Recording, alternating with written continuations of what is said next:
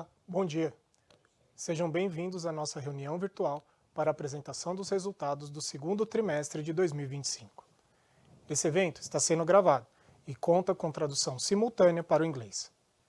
To listen the audio in English, press the interpretation button at the lower right-hand side of the screen. O evento será dividido em duas partes. Na primeira parte, nosso CEO, André Haui, e nosso CFO, Rafael Sperendio, apresentarão as principais entregas do trimestre.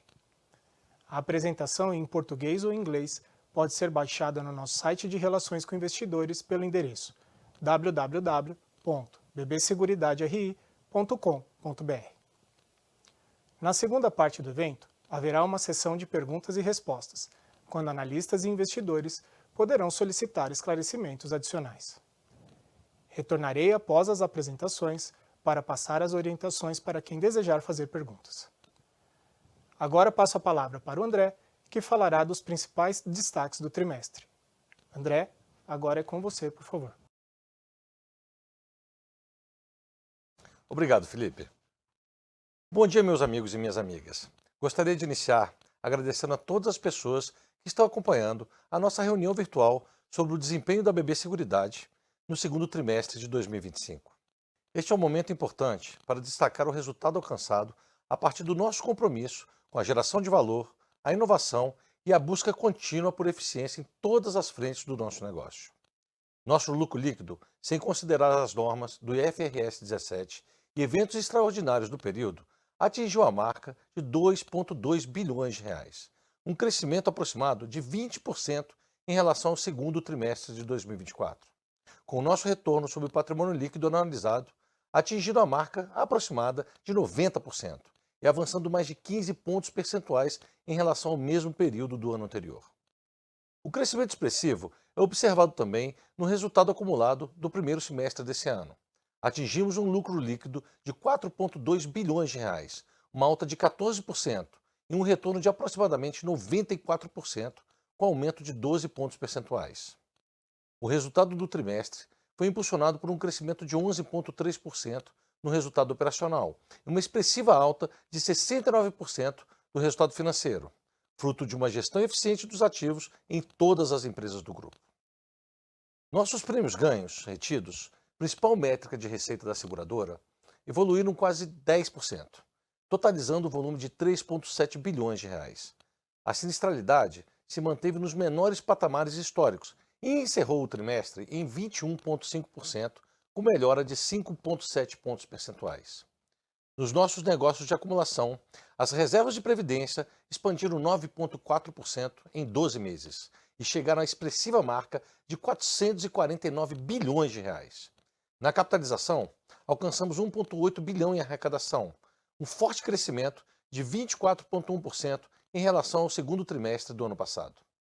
Na BB Corretora, as receitas de corretagem totalizaram 1,4 bilhão, com alta de 5,6% no trimestre.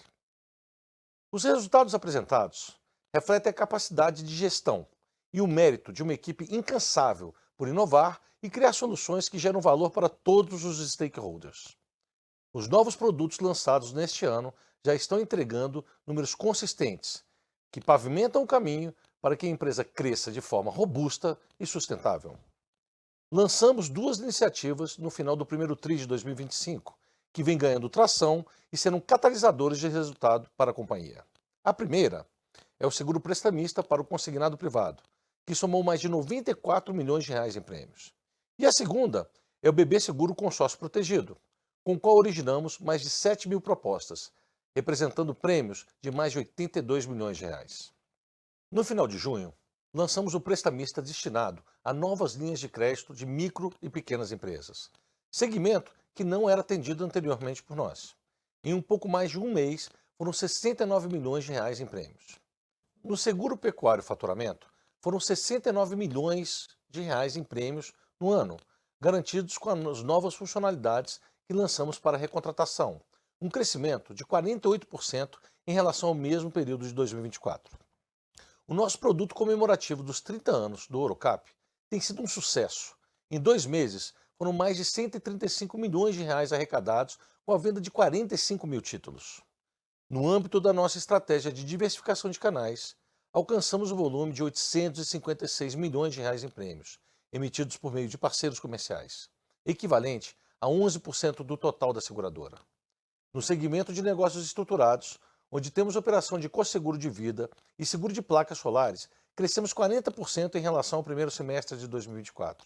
Em cooperativas e revendedores agro, o crescimento foi de 55%. Também comercializamos 3,8 milhões de títulos populares para novos clientes, com arrecadação de R$ 11 milhões. Também avançamos em canais digitais, onde realizamos 330 mil vendas no semestre, sendo 46% para novos clientes. A capitalização e os seguros de proteção pessoal e itens pessoais, que são importantes produtos da nossa estratégia de ampliação da base e universalização das soluções de proteção, foram os que mais cresceram em volume vendido. Seguimos avançando com firmeza na busca por eficiência e excelência no atendimento. O NPS, nosso principal indicador de satisfação, avançou 5,7 pontos e permanece consolidado na zona de qualidade. Reduzimos em 27% o número de reclamações em relação ao mesmo período do ano passado e o churn caiu 10%, reforçando a fidelização da nossa base. Esses avanços são reflexo direto da nossa capacidade de gestão e da atuação coordenada das nossas empresas. Reduzimos o índice de despesas gerais e administrativas em todas as frentes. 7,8 pontos percentuais na Brasilcap, 1 ponto na BB Corretora e 0,4 ponto na Brasilseg. Esses ganhos de eficiência não são apenas números. Eles representam a nossa habilidade de fazer mais com menos, de entregar valor com responsabilidade e de manter o cliente no centro das nossas decisões. Agora, eu passo a palavra para o Rafael, que vai apresentar os principais números do trimestre.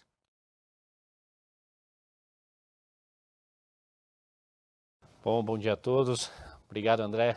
Passando aqui para o detalhamento dos nossos números até, antes de comentar em mais detalhes o resultado, queria trazer uma breve explicação, né, sobre algo que não é muito comum aqui na BB Seguridade, a gente segregar itens não recorrentes do resultado, mas nesse TRI em específico, a gente teve uma atualização do estoque da provisão de sinistros da liquidez judicial na Brasilseg, que isso acabou gerando um impacto positivo, já considerando a proporção da nossa participação, depois de impostos aqui na BB Seguridade, da ordem de 62 milhões, que nós entendemos aqui como um item extraordinário, segregamos do resultado do TRI, do acumulado. Isso decorre basicamente de uma mudança que a gente teve regulatória, antes para ações cíveis, e aqui no nosso caso em especial ali a provisão de sinistro, a liquidez judicial.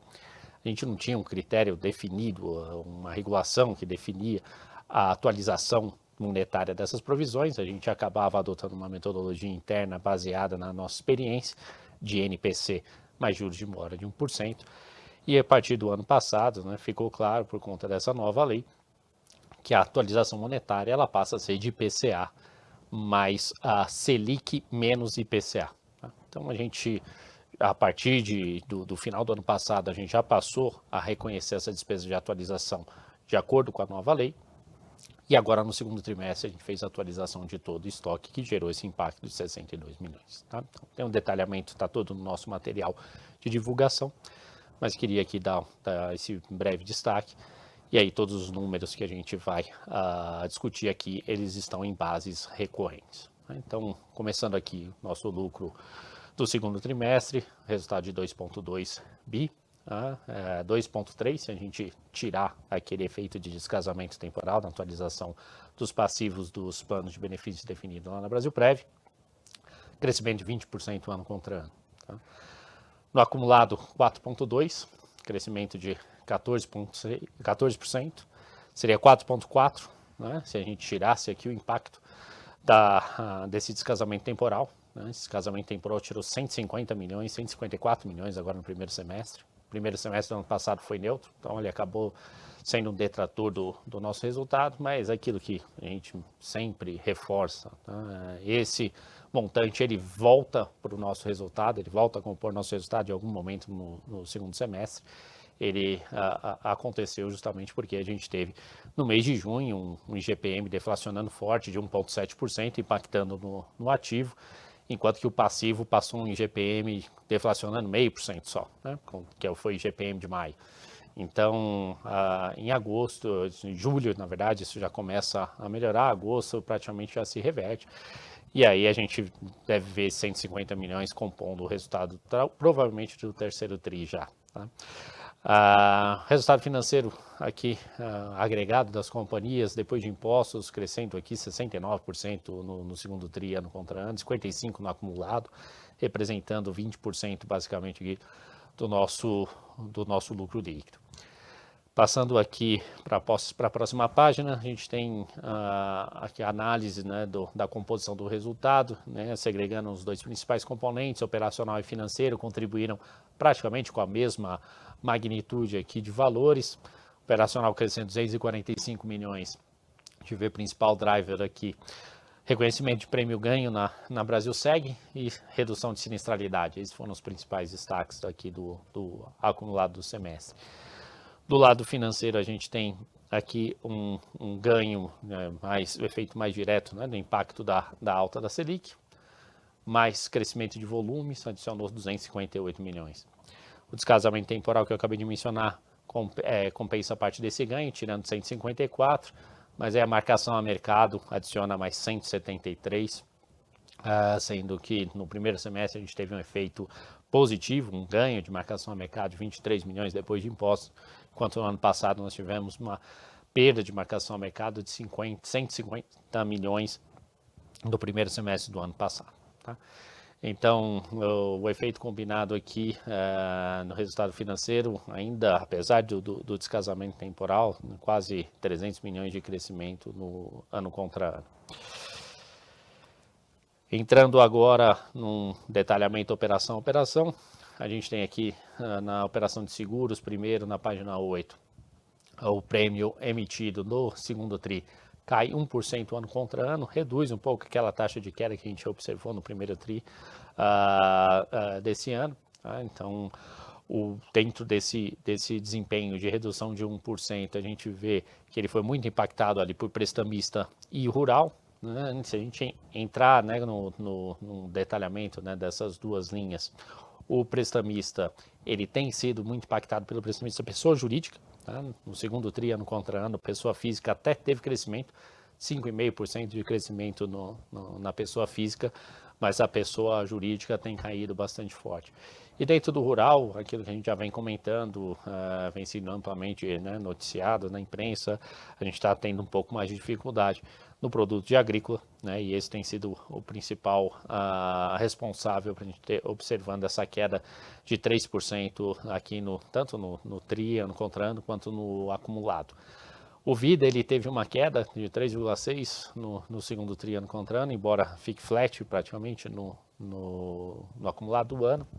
Aqui, basicamente, o fator responsável foi uma saída maior de clientes que tinham tickets mais elevados e a gente acabou não conseguindo compensar com venda nova. Tá? Então, embora a gente tenha essa queda um pouco mais acentuada no segundo TRI, ainda a carteira fica estável no acumulado. As demais linhas, aí elas apresentam todas crescimento ali da ordem de dígito médio para alto, né, todas com um bom desempenho, seja no TRI ano contra ano, quanto no acumulado. Indicadores de desempenho aqui no canto inferior esquerdo, a gente vê uma melhora do combinado em ambas as bases de comparação, fruto da melhora da sinistralidade. Aqui fica claro o porquê, né? No ano passado nós tivemos aqueles desastres que aconteceram no Rio Grande do Sul, que afetaram ali basicamente as linhas de danos. Tivemos mais um ou outro efeito no seguro agrícola que impactou ali a região centro-sul do país, mas que esse ano não se repetiram, né? E aí a sinistralidade ela tem uma forte queda, né, em ambas as bases de comparação, e ali sinistralidade é o principal componente responsável por essa melhora do índice combinado. Tivemos também a melhora de eficiência operacional, ali o índice de despesas gerais e administrativas cai 40 bases ano contra ano, cai 20 bases no acumulado, e também contribui para essa melhora do combinado. Por outro lado, a gente observa aqui uma alta no comissionamento, isso é praticamente fruto de mudança de mix, com perda de relevância do seguro agrícola no total e ganho de relevância de outros produtos que têm um comissionamento mais elevado. Tá? Quando a gente fala de resultado financeiro, crescendo 45% ano contra ano, 42% no acumulado, aqui fruto Selic mais alta, tá? Impacto mais relevante é a elevação da Selic. E o lucro cresce 25% aqui no acumulado, desculpa, 25% ano contra ano, 17% no acumulado aqui, crescimento de 9% prêmio-ganho, melhora do combinado e alta do financeiro, né, o principal resultante aqui desses movimentos, esse crescimento aqui de bastante robusto do lucro recorrente, já segregando aquele efeito extraordinário que eu mencionei no início. Passando aqui para a operação de previdência, a gente tem aqui a arrecadação cai 22% ano contra ano, 21% no acumulado, aqui o efeito direto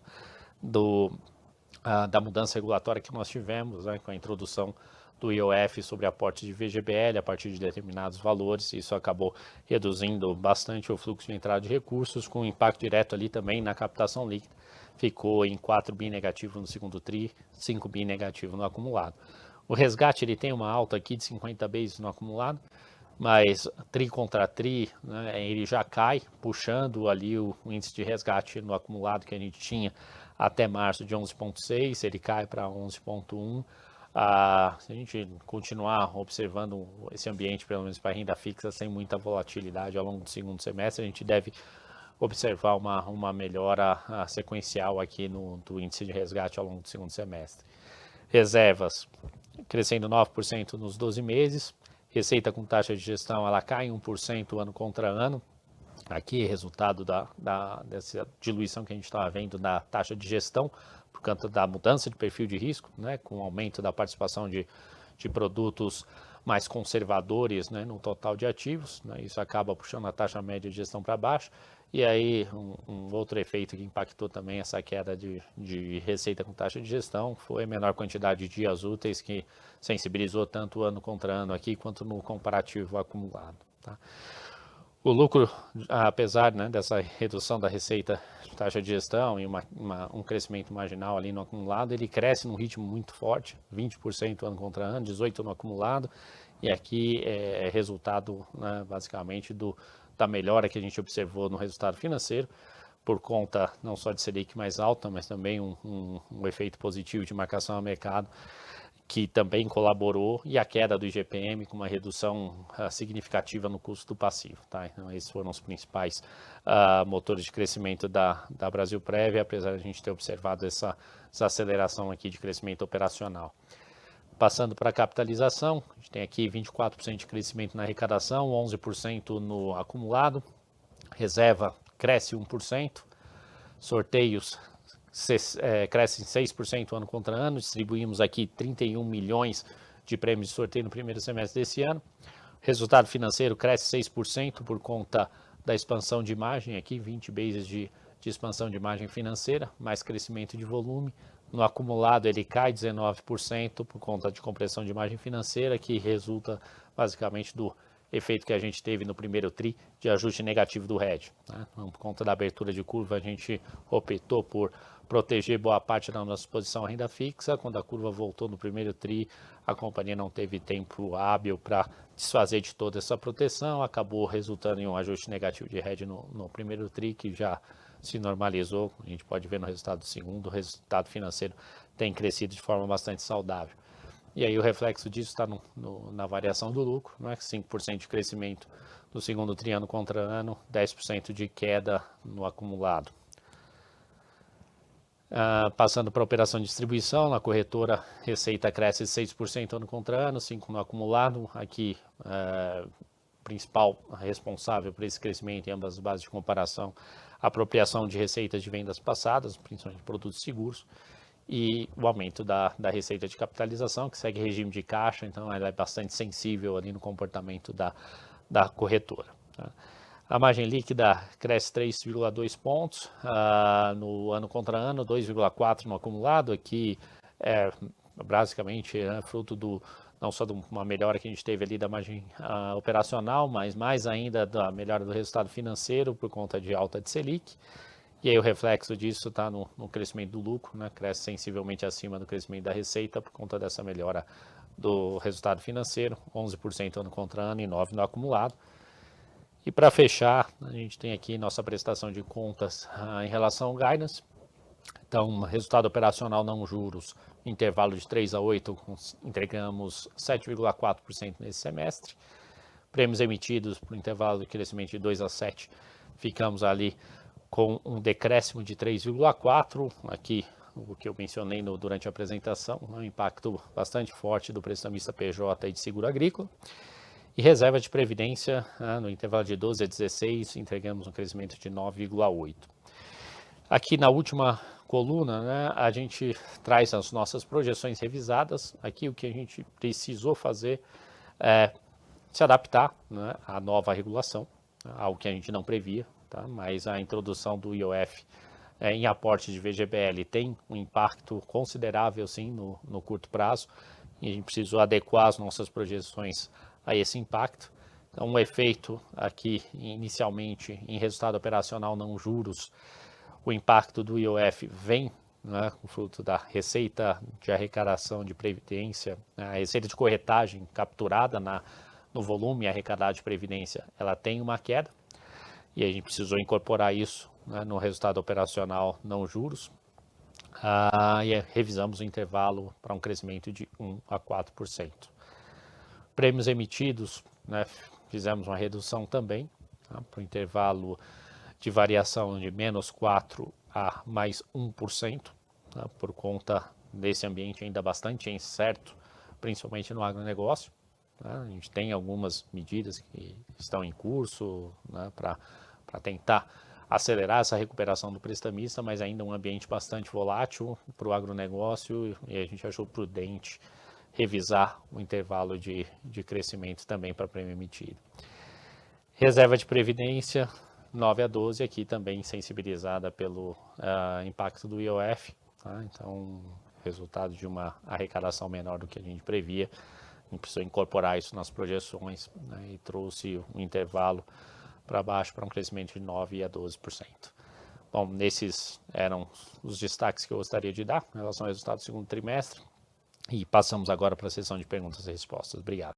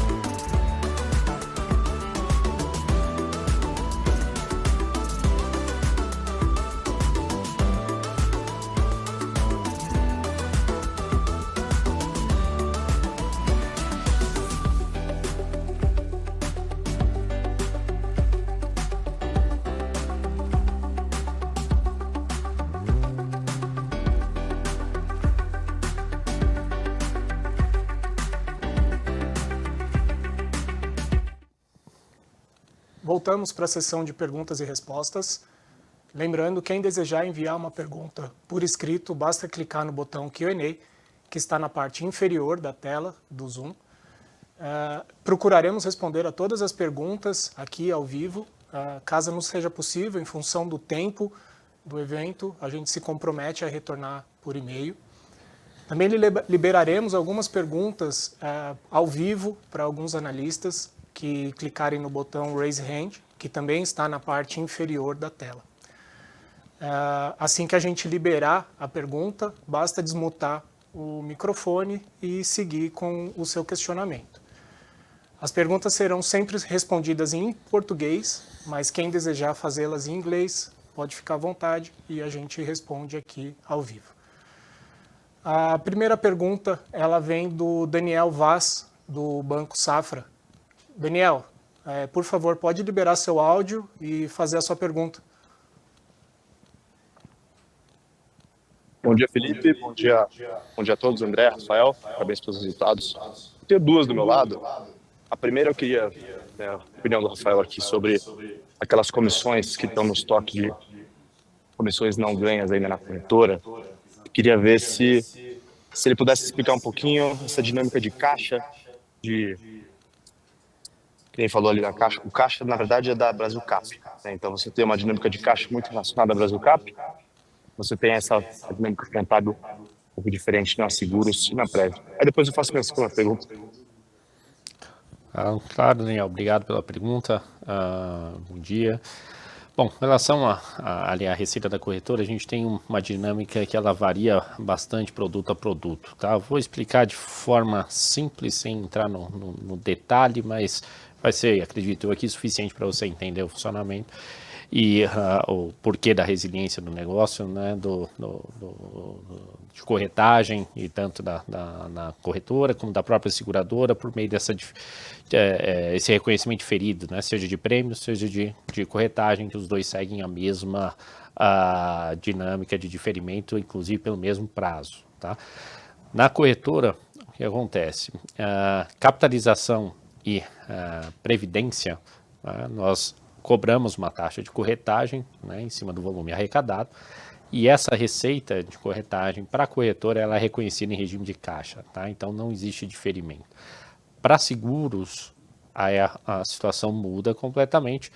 Para os produtos de seguro, né, tanto ali o prêmio ganho na seguradora como a receita de corretagem na corretora, são apropriadas de acordo com a vigência de risco do produto. Então, um prestamista, por exemplo, que é o produto hoje que a gente tem a vigência de risco mais longa dentro do portfólio, a gente chega a diferir comissões por 5 anos, aproximadamente, tá? Isso na origem do negócio, tá?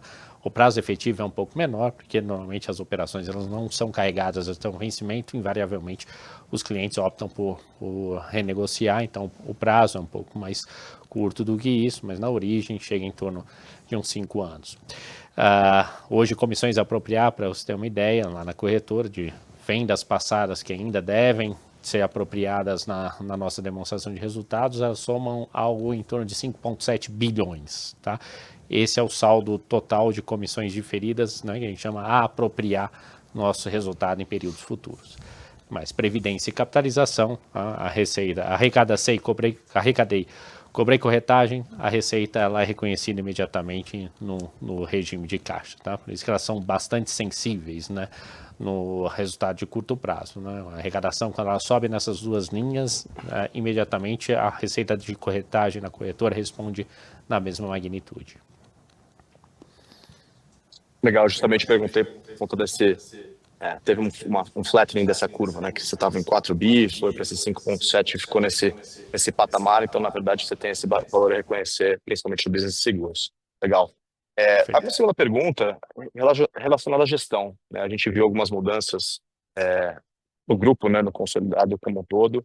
Então, e dentro da Seguridade, chamou a atenção a volta do Marcelo, né? O Marcelo Labuto para a Brasilseg, que foi um diretor do grupo, né, do próprio Banco do Brasil, mas na época lá em 2013, 2014, ele estava à frente da BB Seguridade, na época do IPO, etc. Então, eu queria tentar correlacionar isso, se é que há alguma correlação com alguma discussão potencial de renovação de contrato nos próximos 5 anos, dado que já está chegando ali perto de 2031, que é a primeira renovação ali do contrato, se não me engano, da Brasilseg.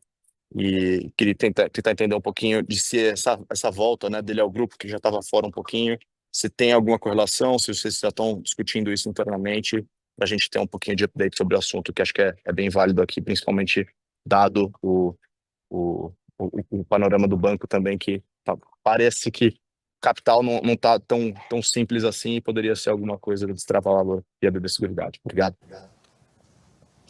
Ok. Bom, com relação a esse ponto, Daniel, é importante a gente tentar entender no fluxo de governança, né, quais são as atribuições, né, de cada um dos executivos. No caso em específico aqui, o Marcelo Labuto, um cara que tem uma ampla experiência, né, dentro do conglomerado Banco do Brasil, chegou inclusive a assumir a presidência do banco de forma interina, foi presidente da BB Seguridade, né, conhece bastante do nosso negócio, mas ele está sendo indicado para a posição de CEO na operação de seguros, tá? A discussão eventual de acordos com sócios, né, seja Mafre, Principal e demais aqui, ela deve ocorrer no âmbito da BB Seguridade com o Banco do Brasil, tá? Então, a operacional, ela acaba não participando, ele estaria sendo indicado para essa posição de CEO na Brasil Seg para tocar de fato a operação independente das discussões que estariam acontecendo aqui no âmbito dos sócios, tá? Então, só para deixar um pouco claro a diferença, né, das atribuições, papéis aqui dos diferentes executivos nas empresas do grupo, tá? Com relação à discussão de acordos com sócios, por enquanto não temos nada em curso não, tá? Perfeito, obrigado novamente. Obrigado pela pergunta, Daniel. A nossa próxima pergunta ela é do Antônio Rouet, do Bank of America. Antônio, bom dia. Pode liberar seu microfone e fazer a sua pergunta, por favor. Bom dia, pessoal. Muito obrigado pelo tempo de vocês. A minha pergunta vai no sentido de precificação, né? E ela vem quando a gente olha para a sinistralidade, né? E a gente vê que nos últimos 3 anos a sinistralidade está rodando por volta de 25%, né? Bem abaixo daquela média histórica mais próxima aos 30% de vocês. Então, aqui pensando no balanço entre o resultado operacional e o crescimento de prêmios, né? Até sob a ótica do que você geraria de comissão, teve alguma mudança? Vocês planejam alguma mudança em precificação ou nível de preço, principalmente considerando esse nível de frequência, esse nível de sinistralidade? Ou a ideia é continuar rodando nessa sinistralidade? Ou então vocês têm uma perspectiva de uma frequência voltando para níveis mais altos, né? Só tentando entender aqui a cabeça de vocês quando a gente pondera, né, a sinistralidade rodando abaixo de níveis históricos, com a frequência, também preço de contrato, quando a gente pensa no crescimento. Muito obrigado. Antônio, obrigado pela pergunta. Bom, em relação à precificação, imagino que o foco seja mais no agrícola, né? Nas demais linhas, vou passar brevemente, mas ali a gente não tem muita variação. No vira dentro do esperado, o prestamista, comparado com o padrão histórico, ele tá rodando um pouquinho acima do padrão histórico, mas aqui por conta de uma mudança que a gente fez, a gente ampliou o público-alvo, a gente ampliou nossa exposição a risco em termos de idade de capital segurado, então por isso que ela está um pouquinho acima, mas dentro do nosso esperado, tá? Ela vai agora de forma estrutural ficar um pouco acima da média histórica de toda forma, tá? No residencial, ela fugiu um pouco daquilo que a gente previa. Do ano passado para cá, a gente colocou uma série de medidas em curso para trazer ela para um patamar ali entre 30% e 40%, e o portfólio tem respondido, tá? Nas demais linhas, sem nenhuma alteração, todas performando bem em linha com aquilo que a gente espera, como sinistralidade-alvo, nenhum indicativo de necessidade de mudança na nossa política de subscrição. Para o agrícola, aí sim, a gente tem uma margem maior para ser um pouco mais agressivo em preço, tá? Quando a gente olha nos últimos 3 ciclos aqui, a gente tem tido um desempenho fantástico, tá? Mas com muita cautela também, porque quando a gente trabalha com clima, é algo que a gente tem que ter, de fato, muito, muito cuidado. Historicamente, não é comum observar esse padrão de 3 ciclos seguidos de uma qualidade de safra, né, vamos chamar assim, de uma forma geral, né? A gente teve casos específicos de uma região ou outra, mas nenhum grande evento que tenha trazido um grande impacto na sinistralidade da companhia, tá? Então, a gente tem sim margem para trabalhar, a gente vai trabalhar o preço de forma um pouco mais agressiva do que a gente vinha trabalhando, mas de forma cuidadosa, né, bastante gradual, né, porque ali a gente tem a única linha dentro do nosso portfólio que a gente está exposto ali a risco de cauda, né, então a gente tem que tomar bastante cuidado. Tá? A princípio, hoje, quando a gente avalia as projeções mais atualizadas de clima, a gente tem conforto para trabalhar dessa forma e a predominância ainda, pelo menos até início do ano que vem, é de neutralidade, tá? Nem El Niño, nem Laninha, coisa que, assim, perspectiva de clima, bastante favorável. Tá ótimo, muito obrigado. Obrigado, Antônio. A próxima pergunta, ela é do Arnon Shirazi, do Citi. Arnon, bom dia. Pode liberar seu microfone e fazer a pergunta, por favor? Fala pessoal, bom dia. André, parabéns pelo ciclo na companhia. Bom dia também, Rafael, Felipe. Minha pergunta é muito referente à dinâmica de prêmios agora nesse terceiro trimestre, tá? A gente já teve aí o mês de julho completo e eu queria entender como está a dinâmica da parte do rural, principalmente depois do Plano Safra, tá? Se já começou a ter algum desembolso, como está aí referente à expectativa. E se me permite também, fazendo também na questão de prêmios, a gente viu que teve uma variação de provisão técnica muito grande agora nesse segundo trimestre, e se conseguirem dar mais detalhes, seria muito bom para entender. Muito obrigado. Eu vou responder sua primeira pergunta, depois eu vou pedir para você me explicar um pouquinho melhor a sua segunda, tá, não? Com relação à primeira, o que acontece? A gente tem observado já uma reação do seguro agrícola, tá?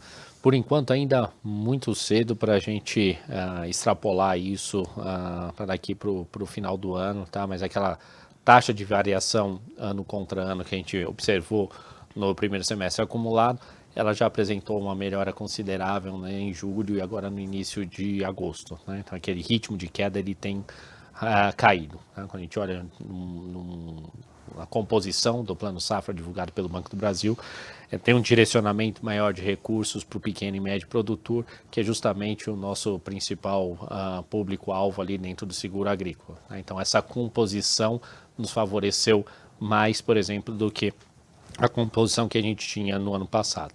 Por outro lado, a gente tem ainda alguns outros fatores que a gente precisa avaliar com mais cuidado, em específico aqui a redução do subsídio para a subvenção do seguro agrícola, né?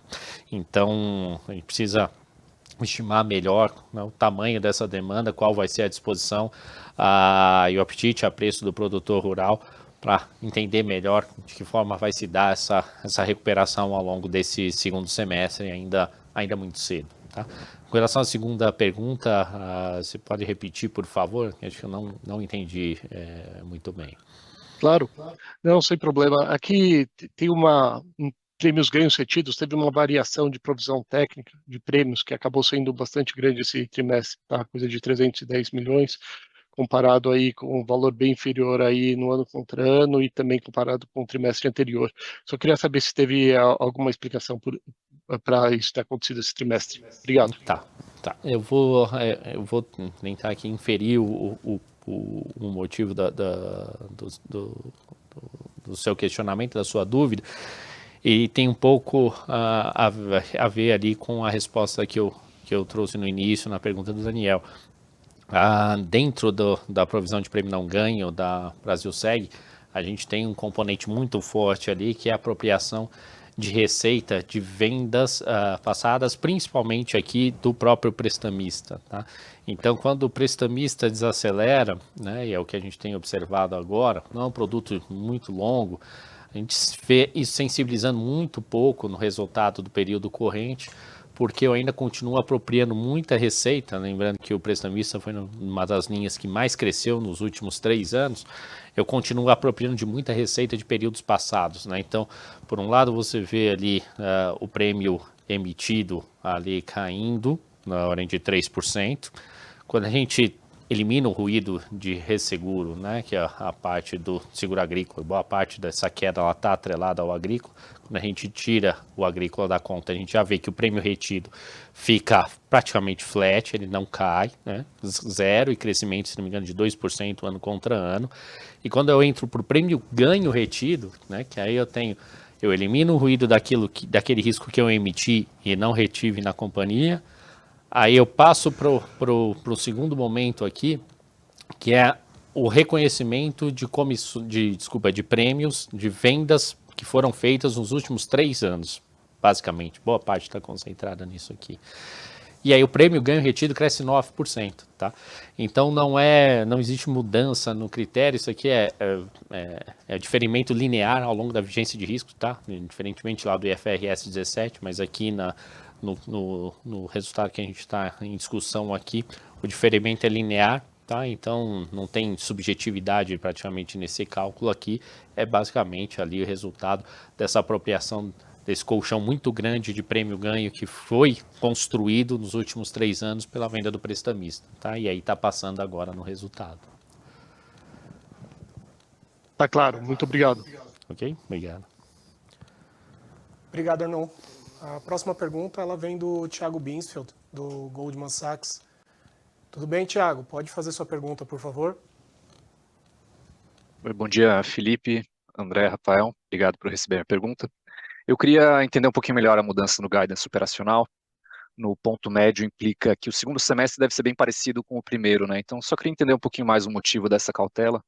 Rafael, acho que você até já começou a falar da sinistralidade, da perspectiva de neutralidade no agrícola, mas só entender se esse ponto médio do guidance talvez já assuma uma deterioração um pouco maior de sinistralidade ou se esse conservadorismo vem de algum outro componente do resultado operacional. Obrigado. Tá ok. Obrigado pela pergunta, Thiago.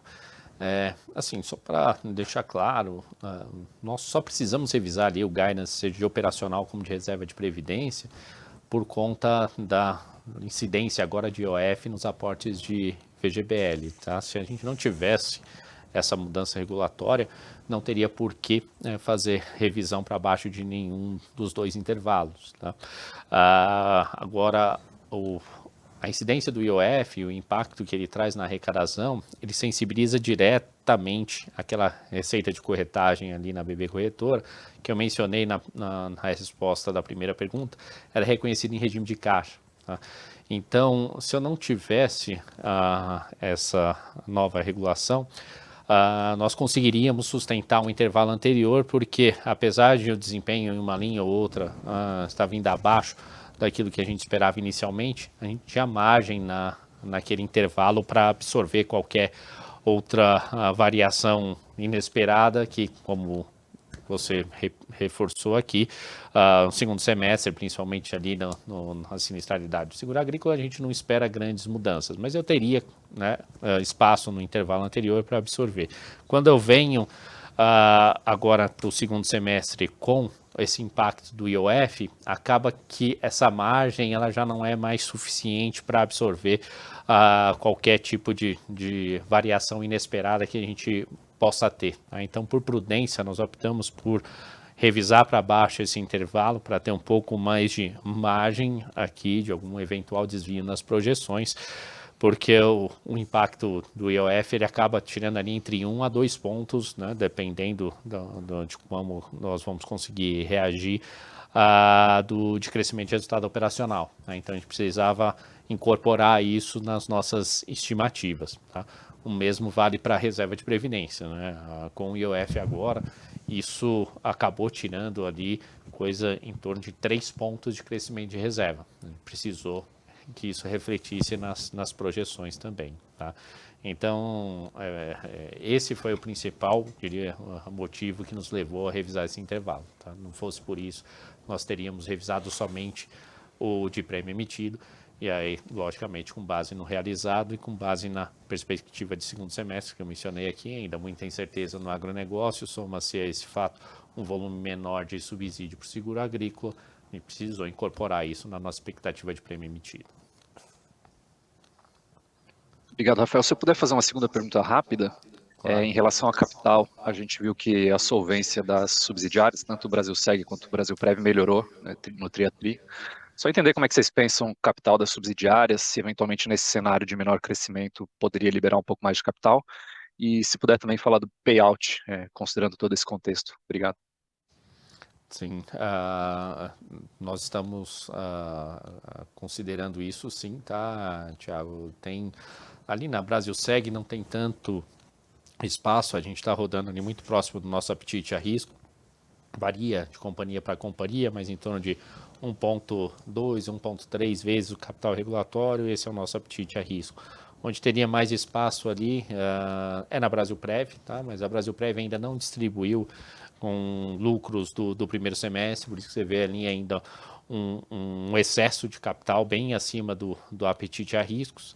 E na Brasilcap nós temos uma situação, você vai se recordar que por conta do movimento forte de abertura da curva no final do último ano, né, nós tivemos que tomar capital de terceiros, tá, para cobrir o déficit de liquidez, mas ali no meados do segundo trimestre a gente já tinha recomposto toda essa base de capital. Com um conservadorismo nosso, a gente carregou um pouco mais esse capital de terceiro até agora, e a gente deve usar agora esse resultado que foi gerado para quitar essa dívida agora no mês de setembro. Tá? Então, com isso, dá para se esperar, né, o payout do primeiro semestre ficou em torno de quase 90%. É de se esperar que o segundo semestre a gente tenha um payout maior do que o índice do primeiro semestre. Logicamente que em cima de uma base de lucro também maior do que a do primeiro semestre, tá? Então, o índice do ano fechado ele deve ficar maior do que esse índice do primeiro semestre. Ótimo. Obrigado, Rafael. Próxima pergunta é do Marcelo Mizrahi, do Bradesco BI. Marcelo, bom dia. Pode abrir o microfone e fazer sua pergunta, por favor? Oi, pessoal. Bom dia. Obrigado aí pela oportunidade. Acho que são alguns pontos. O primeiro, até um follow-up aqui na última pergunta sobre a questão de payout, né? A empresa tem, a BB Seguridade tem quase 1 bi 900, né, em ações em tesouraria, né? E quando foi feito o programa de recompra, né, a situação do Banco do Brasil era um pouco diferente, né? E a gente está vendo aí o que está acontecendo, né? A discussão um pouco do banco com as questões de capital e preservação. Então, assim, eu queria perguntar se de alguma forma essa questão do banco muda o uso pretendido para essas ações de tesouraria, se elas poderiam ser vendidas e aí depois, aí com isso o banco pagar a BB Seguridade ter um payout mais alto. Enfim, queria entender um pouco mais como é que fica essa questão das ações de tesouraria. E um outro ponto sobre o crescimento, né? Queria entender o que vocês acham que deve ser a dinâmica da captação de previdência no segundo semestre, né? A gente viu realmente uma queda muito forte, abrupta. A medida deve ficar aí com pelo menos esses R$ 600 mil anual, né? Assim, não sei se dá para abrir um pouco, assim, quanto que da captação é acima desse valor e que patamar de captação, pelo menos bruta, vocês imaginam que seja possível ter na previdência no segundo semestre? Obrigado, Mizrahi, pela pergunta. Bom, iniciando com relação às ações que estão em tesouraria, nós executamos o programa de recompra, tá, dentro do esperado. Nosso entendimento é que hoje a gente tem condições, sim, de lançar um novo. Temos aqui a visão de que a ação hoje não está no preço justo, tem margem para valorização, mas temos consciência do impacto que isso gera em capital para o banco, tá? Então não temos, por enquanto, nenhum indicativo de lançar um novo programa de recompra. Com relação à destinação dessas ações, aqui é uma decisão que cabe ao Conselho de Administração, tá? Então, a princípio, do nosso lado aqui, não temos hoje nenhum motivo para desfazer dessas ações a mercado, tá? Muito embora quando o programa tenha sido aprovado, nós tivemos ali autorização para que elas fossem mantidas em tesouraria, canceladas ou alienadas, mas não temos motivo aqui dentro no âmbito da administração da Seguridade para vender essas ações a mercado, tá? Mas é uma decisão que aí cabe ao Conselho e aí dependendo do que o Conselho decidir, aqui como executivos nós vamos executar, tá? Mas por enquanto não tem nada a respeito disso. Com relação à incidência de IOF, né, nessa nova regra, é muito difícil chegar num valor único, tá, Mizrahi? Porque isso varia demais e a gente tem uma base que tem uma composição ali relevante de produtores rurais que acaba tendo um fluxo de caixa muito concentrado em determinados períodos e que vão acabar fazendo contribuições de previdência em valores talvez superiores ali àquele estabelecido na regulação. Mas a gente entende ali que essa nova medida ela tem um potencial para afetar algo entre 20% e 30%, dependendo do horizonte de tempo da arrecadação. Né? Agora, por outro lado, a gente não vai ficar passivo a essa medida, a gente tem adotado diferentes estratégias comerciais para compensar esse efeito, seja buscando novos bolsos, seja trabalhando melhor essa escala de pagamentos ao longo do tempo, evitando essa concentração de aportes em determinados períodos, para tentar minimizar esse efeito. Tá? Então, por isso que é difícil cravar um certo percentual. Mas ela tem potencial, como eu falei, para atingir algo entre 20% a 30% da arrecadação.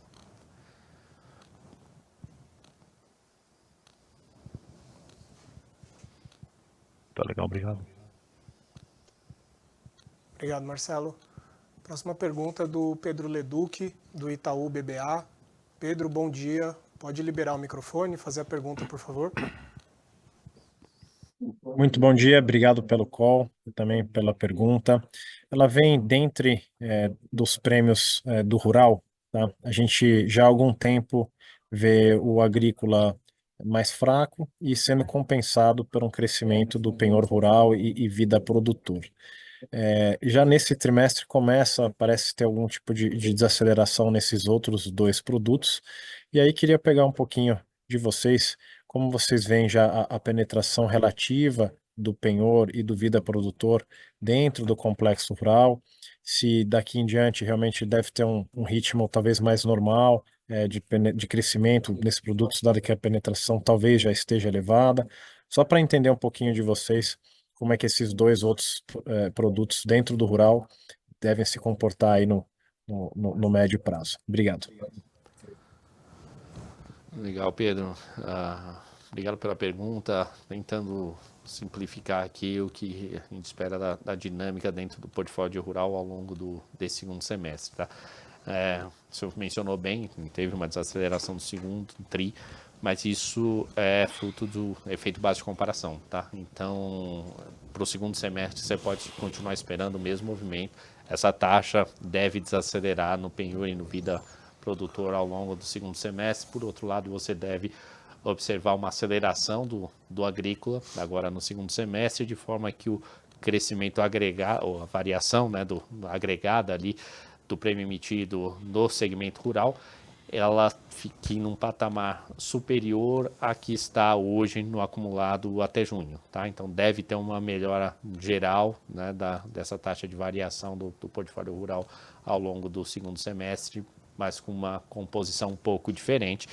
Uma ideia de ordem de grandeza, se você avaliar prêmio retido, o agrícola está representando só 2% dos prêmios. Tá? É um patamar muito baixo. Então, como mencionei em uma das respostas aqui, o agrícola já começou a ter uma reação em julho e agosto também começou bem. Isso deve persistir ao longo do segundo semestre para que o rural um todo performe melhor. Isso é o que está implícito naquele intervalo de crescimento revisado do guidance. Tá? Em termos de penetração, a gente tem ali uma penetração mais elevada dentro do penhor, tá? E um pouco mais até do que o vida, mas temos aqui, até porque em muitas linhas o penhor é obrigatório, né? Mas temos algumas linhas, por exemplo, que a gente ainda opera e opera muito pouco e tem muito potencial ainda de crescimento, em especial ali na carteira de pecuária do Banco do Brasil. Tá? Então, para grãos, hoje a gente tem uma penetração alta, mas para pecuária ainda muito baixa. Tá bem claro. Muito obrigado. Próxima pergunta, ela vem do Evandro Medeiros, da Suno Research. Evandro, por favor, pode liberar seu microfone. Bom dia. O volume de reservas e a carteira administrada da Brasilcap, quando eu ajusto pela inflação, ele decresceu desde 2012. O que explica essa trajetória, mesmo considerando o apetite do público brasileiro pelos produtos da Brasilcap? Obrigado. Obrigado pela pergunta, Evandro. Assim, é bastante difícil a gente analisar um intervalo de tempo tão grande assim, porque ao longo desse tempo nós tivemos várias mudanças no próprio mix de produtos, tá? Ali o que influencia diretamente aquela reserva, ela é muito influenciada pelo prazo médio dos títulos, tá? Então, quando a gente encurta prazo, a reserva nos próximos 2, 3 anos ela responde caindo. Quando a gente alonga prazos, a reserva responde crescendo, tá? Então, em 2012 e 2013, a gente teve um movimento muito forte de crescimento de reserva, justamente por conta desse alongamento de prazos. Depois a gente veio no movimento de encurtamento que persistiu até década de 2019, 18 ali, e depois agora a gente está voltando a alongar, como o André mencionou na fala dele, com um produto Orocap 30 anos, a gente está voltando a alongar o portfólio, você deve voltar a ver essa reserva crescendo, tá? Mas é muito relacionada, ela é uma função ali de prazo, tá? Então por isso que você observa essa variação, tá? Ficou claro. Obrigado, Esperíndio. Próxima pergunta ela é do Carlos Gomes, do Banco HSBC. Hi, Carlos. Good morning. You can unmute now. The floor is yours. Thank you very much. Two questions. One on the IOF and the impact, pretty dramatic impact it is having on the pension business. Have you had discussions with the authorities? Do you have any prospect that this could be modified or reversed in the future? And second, on the contracts both for the subsidiaries and for the correctora, when would it be a realistic time in which the company should start negotiating with both partners? Thank you. Hi, Carlos. Thank you very much for your question. I'm gonna start addressing the first one. For sure, we had many discussions with the government and the authorities, and not just through BB Seguridade, but also with our confederation that unite all the biggest insurance companies in Brazil. This topic has been discussed between Congress, the executive, and now in the judiciary, so in the legal system. So it's a little bit hard to foresee any changes for now. This topic must be discussed again between Congress and the executive, so maybe they can reach an agreement. For sure, the sector is working on a different perspective that we could reach a new agreement, but so far it is what it is. We have no perspectives. The Congress just restarted their legislative year so far, so we can expect that these discussions can come along. But we know that there are other topics that has been taken over the news and taken over the agenda. So far we have to work what we have in hands right now. For the second question, It was about the agreements and Negotiations. negotiation with the Banco do Brasil about the distribution in the program. So far we remain where we started. These discussions will take place when they must take place. I believe that we are far from the end of the agreements that we have in place. So far we are working along with our partners to make the best and to profit with them. So that's it.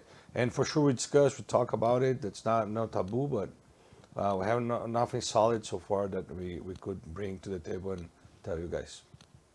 We understand that. I guess the question is, what is realistic? Is it 2 years, 3 years? When should you start talking so that it is not disruptive to the business? Carlos, generally, we have a meeting 7 years so far until we reach the first deadline. I believe the end of next year, beginning of 27, this must be a good time for starting a discussion. Generally, M&As, you do not start 1 year before, but 3-4 years in a good manner when you're talking about large companies like us. So I would tell you that. But you can ask this question again, in a few moments. 3 years from now. Have a different answer from the next CEO. No, So that's it. No, that's a good answer. That's a very good answer. Thank you so much. Thank you, Carlos. Próxima pergunta ela é do Guilherme Grespan, do JP Morgan. Grespan, bom dia. Pode fazer sua pergunta, por favor? Oi, bom dia, Felipe e André. Esperende, obrigado pelo call e por abrir para as perguntas. Eu tenho uma só do meu lado, é mais estrutural e eu queria ouvir um pouquinho de vocês do diagnóstico. Então, diagnóstico positivo, eu olho aqui o market share de vocês e do Banco do Brasil em agribusiness e a pergunta é porque tem ganhado muita relevância, né? Acho que na nossa conta aqui, 2/3 da Brasil Seg hoje em dia já é agro. Mas meu ponto é, eu olho o market share, o Banco do Brasil 10 anos atrás tinha, arredondando aqui, 65% de market share, vocês também. Nos últimos 10 anos, o Banco do Brasil caiu para 53% de market share, e eu chutaria que depois dessa última safra, esse 53% vai cair mais. Mas eu acho interessante que vocês continuam com 63%, 64% de market share no setor. Então, teve um descolamento bem grande entre o market share de vocês e do controlador, e eu queria só ouvir de vocês o diagnóstico e quão sustentável vocês acham que é esse nível de market share na indústria à medida que ela fica um pouco mais competitiva, tanto do ponto de vista de incumbentes entrando no setor, você tem as cooperativas de crédito, você tem as tradings agrícolas, enfim, vocês sabem a história, mas queria ouvir só o que é o diagnóstico e quão sustentável vocês acham que é esse nível de liderança. Obrigado. Guilherme, bom dia. Eu vou começar endereçando e depois eu passo para o Rafa trazer as considerações dele. Eu acredito que pelo tamanho desse mercado, né, e pela nossa capacidade de inovar e de criar novos produtos e de olhar não somente, né, para a originação que vem, mas para o estoque também, e a gente vê isso aí no penhor rural, né, no Ouro Vida, né, agrícola, a gente entende que a gente ainda tem um espaço grande para crescer, pelo menos essa é a minha visão, né, e continuar mantendo. É claro que a gente vê os incumbentes tomando espaço, né, a gente está bem na frente, o mercado vai ficar cada vez mais competitivo, a gente está vendo aí competidores grandes, né, olhando para o Tier 1, né, ali do setor, e isso realmente nos preocupa, e por isso que a gente tem que ser cada vez mais eficiente em inovação, em monitoramento e em parametrização. A gente tem alcançado aí novos patamares em relação à oferta de produto, então a gente acredita que a gente vai continuar muito competitivo. Mas, na minha visão, é claro que a gente vai ser consumido, mas isso ainda vai demorar um pouco. E aí a visão do banco, eu não vou comentar porque é do banco, né? A gente não olho diretamente, né, o business do banco, são outros fatores que consomem, né, o mercado, né, principalmente relacionados a colateral e crédito. Aqui a gente está olhando sinistralidade, capacidade da gente proteger os nossos clientes, então acredito que ainda vai ter um descolamento por um bom tempo, mas, né, se a gente não for criativo e trazer uma oferta de valor competitiva, a gente vai sim, né, ser agredido aí nos próximos anos de forma mais forte. Por enquanto a gente continua num bom patamar, mas sempre atento e investindo bastante aí para poder trazer, né, o que é de melhor em tecnologia para os nossos clientes. Rafa. Não só complementando, Grespan, ali, a gente avalia os produtos, né, de seguro, que eles têm alguma sinergia ali, uma relação forte com os produtos bancários. Acho que é inegável que, na média, vamos chamar assim, os produtos bancários, se você olhar o ciclo de vida do produto, eles estão num nível de maturidade maior do que os produtos de seguro, o que nos permite ali antecipar esses movimentos e tentar atrasar ou postergar ainda mais esse contexto de maior competitividade e redução de margens que inevitavelmente vai acontecer em algum momento do tempo. Só acredito que, como você mesmo trouxe aqui, isso vai acontecer num ritmo mais lento. Um exemplo prático disso é que, dentro do modelo de financiamento do produtor rural, a gente observou um aumento relevante nos últimos anos da participação de outros veículos de financiamento, em especial aqui a cédula do produtor rural, tá? Coisa que até pouco tempo atrás a gente não tinha um produto de seguro para atrelar a célula do produtor rural, e a gente está bastante avançado hoje, né, no desenvolvimento desse produto de seguro agrícola para atrelar esse novo mecanismo de financiamento, né? Tem usado muito ali a plataforma Broto, que é um investimento conjunto que a gente tem com o Banco do Brasil, para tentar buscar caminhos alternativos ao financiamento bancário tradicional no segmento do agronegócio. Tá? Tá claro, obrigado, pessoal. Obrigado, Guilherme. A gente tem duas perguntas aqui que vieram pelo Q&A.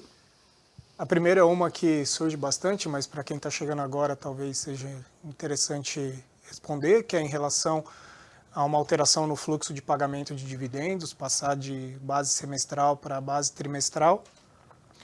E a segunda, um pedido aí de uma leitura da empresa em relação a cenário macroeconômico e as principais variáveis, como que isso pode afetar o nosso negócio. Vou começar pela frequência de distribuição de dividendos. Por enquanto, nada sendo avaliado. Preferimos continuar aqui com a prática de distribuição semestral, até por conta da própria dinâmica de geração de caixa dentro da companhia. A corretora ali, que é uma grande fonte de geração de caixa, ela consegue distribuir seus lucros só semestralmente. Tá? Então, a princípio, a gente não tem intenção de mudar essa frequência. O que a gente pode avaliar, eventualmente, a depender do excesso de caixa disponível, fazer uma distribuição extraordinária, mas não, por enquanto, não nos comprometer com uma frequência trimestral de distribuição. Tá? Com relação a cenário, é uma pergunta bastante ampla. A gente tem observado para contexto de curto prazo, esse cenário de Selic mais alta acaba sendo benéfico. Né? Os senhores viram aqui nos resultados, tem beneficiado diretamente aqui nosso resultado financeiro. Contexto de inflação, por enquanto, também bastante benéfico, porque a gente tem ali aquele plano de benefícios definido na Brasilprev e hoje a perspectiva aponta para um IPCA da ordem de 5% e um IGPM da ordem de 1,3%, se não me falha a memória. Essa é a última projeção atualizada ali do Boletim Focus. Tá? Então isso é bastante positivo. Cada ponto que o IPCA fica acima de IGPM, a gente estima um impacto em torno de 30 milhões no nosso lucro. Tá? Então é um fator bastante positivo, mas por outro lado, né, isso acaba dificultando ali um cenário de juros alto, acaba dificultando o nosso crescimento operacional, até porque boa parte desse operacional ele é formado por linhas que de alguma forma estão atreladas a crédito. Né? Então é natural que há uma taxa de 15%, espaço para atrelar um produto de proteção de vida, né? Ali o prestamista numa operação de crédito não é o mesmo do que com uma Selic a 8 a 7. Tá? Então, isso acaba dificultando um pouco o crescimento, em especial ali no segmento de pessoa jurídica, né? Que eu mencionei ao longo da apresentação. Né? A gente já observa uma reação da pessoa física, mas na pessoa jurídica a gente tem sentido ainda mais dificuldade. Tá? Então, no balanço, é isso que nós temos observado. A gente vê ali um financeiro, mas muito mais do que compensando essa desaceleração de operacional. Não é o melhor ambiente quando a gente olha para médio ou longo prazo, mas para curto prazo ainda é bastante favorável. Obrigado, Rafael. Bom, com isso a gente conclui a nossa sessão de perguntas e respostas. Rafael, André, se quiserem fazer alguma consideração adicional. Do meu lado, só agradecer a todos pela participação e me colocar à disposição juntamente com o time de RI para qualquer esclarecimento que tenha ficado ao longo dessa apresentação. Tá? Ótimo. Bom, em breve eu estou encerrando meu ciclo na companhia, então, em primeiro lugar, quero agradecer aos nossos acionistas, né, o acionista controlador, Banco do Brasil, principalmente aos acionistas minoritários que acreditam na companhia e continuam acreditando. Um agradecimento especial a todo o nosso time, a toda a nossa equipe, que faz essa empresa ser o que ela é, de verdade. Né? E agradecer aqui a turma que está aqui nos apoiando também, que está aqui no estúdio, que vocês não veem. Muito obrigado a vocês, espero vê-los aí no mercado em breve. Obrigado. Lembrando, a gente tem uma breve pesquisa de satisfação, tem o QR Code na tela, quem puder responder, por favor, a gente agradece bastante e tenham todos um bom dia.